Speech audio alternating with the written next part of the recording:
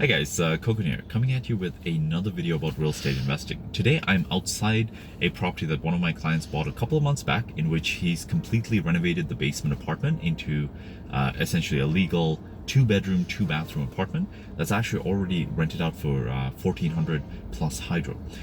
So today, the reason I'm here is I'm meeting with an appraiser because he's in the process of refinancing this property to pull out his entire renovation cost, as well as hopefully some equity beyond that.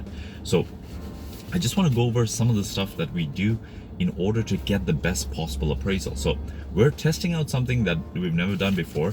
Usually what I do is at an appraisal, I'll print out 3 recent comparable sales that can help with the value. So in this case, we're trying to refinance it at 475.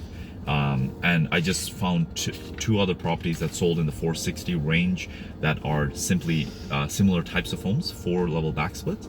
And then one of the homes is unique. So far until now, there has not been a single sale of a legal duplex conversion. It's always been like an older duplex that's, in the rougher parts of town, selling between 350 and 400,000.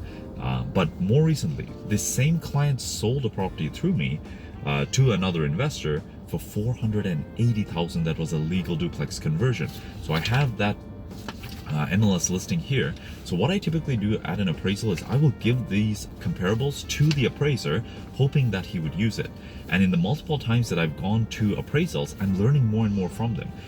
One thing I learned at my last appraisal was that the age is very important. An appraiser cannot compare a newer built property to an older property.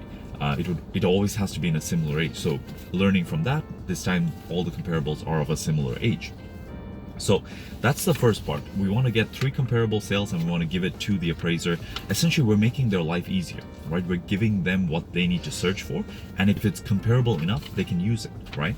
The next thing we're going to show here is lease agreements. So we want to show them the lease agreement to verify the rental income we're saying. So we're telling them the basement's rented for 1,400, the upper level's rented for 1,700.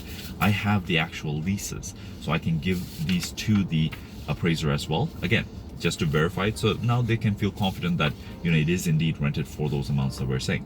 The next piece is we want to stress the point that this is a legal basement apartment, because there's a lot of properties like this that have simply in-law suites, meaning a kitchen and a bathroom and bedrooms in the basement, but that's not the same as a legal basement apartment. So what I have here is the final inspection report that the client received from the city of Welland, just verifying that it has passed its final inspection for the purpose of creating a legal accessory dwelling unit. So again, this is something we'll give him. And this is something new. I've not done this before, so we'll see if it makes a difference. But I've actually asked the client to give me his invoices that he received from his contractors. So we have the first one for the majority of the construction, the next one was for the upper unit to clean it up, and the last one was for his electrical bill to separate the hydrometers. So this is something new, but essentially what we're trying to paint the picture is, a lot of work has been done to this property and a lot of value has been added. So if we can show these numbers and the amounts of money that we put into the place, then maybe, just maybe, the appraiser can use these numbers when calculating the appraised value. Because with any appraisal, they always want to go first to comparable sales, but when there's not a direct comparison, what they will do is they'll find the nearest possible comparable and then either add value to it based on what our property is better at, or reduce value from it based on what we are inferior at.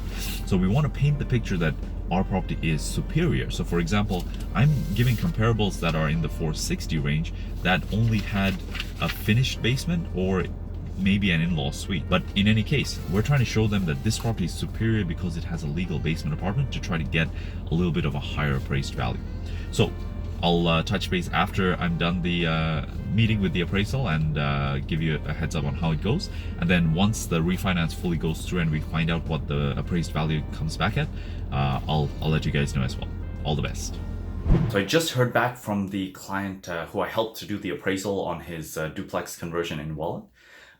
So here's the story after the last video. So I met the appraiser at that property. We walked through the home. She actually took all the documents I gave her, and she was actually happy that I gave it to her. So I gave her the contractor invoices, the permit from the city of Welland showing that it's a legal duplex, as well as some comparable sales, one of which included a legal duplex that I had recently sold exclusively, but I posted on the MLS so that we could have that as a comparable sale that's really high up there when it comes to the sale price. And when I got the call from the client, we had good news. We actually got it refinanced at $475,000, and this is a property he bought, not more than 6 months prior for $350,000. He did put in a good $90,000 in terms of renovations to put in that legal basement apartment, clean up the upstairs. So definitely there was some cost involved, but he's able to take that out and then some. He still has a quality property that's rented out to great tenants. He has $1,700 in rent coming from the upper level, $1,400 from the basement. It's in a great part of town in Welland, near Niagara College. And overall it's a great investment at this point. He's making a good amount of cash flow, and now he's able to take out his renovation costs and then some and redeploy it again into another investment property. So hope you like this video. Let me know if you have any questions. I'd be happy to help.